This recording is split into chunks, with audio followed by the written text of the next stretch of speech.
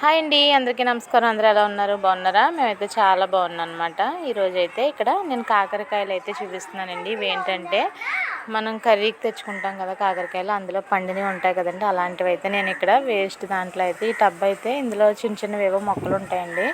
నేను వేస్ట్ అంతా ఇలా మొక్కలకైతే వేస్తాను అనమాట. అలా వేసినప్పుడు ఇందులో అయితే కాకరకాయ విత్తనాలు అయితే పడి ఇలా పాదు అయితే వస్తుంది అనమాట.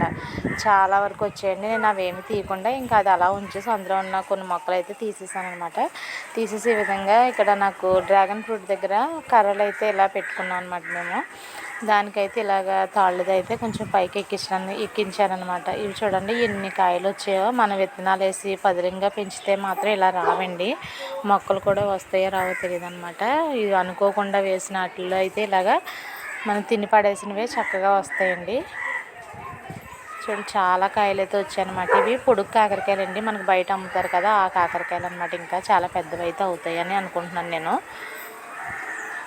ఇవైతే చెట్టు నిండా ఇంకా చాలా ఉన్నాయండి. ఇక్కడ నాకు చూపించడానికి వీలు లేక నేను కొన్ని నాకు ఎదురుగా ఉన్న మాత్రమే నేను చూపిస్తున్నాను అనమాట.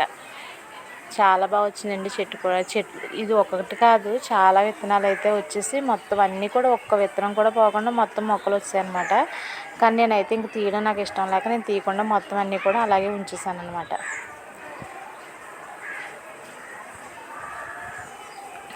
చూసారు కదా, చాలా బాగా వచ్చాయండి. చెట్టు నిండా పిందులు వచ్చేసాయి అనమాట. ఇవి వచ్చేసి డ్రాగన్ ఫ్రూట్స్ అండి. ఇంకా మొగ్గాలి, ముగ్గిన తర్వాత మళ్ళీ అయితే చూపిస్తాను.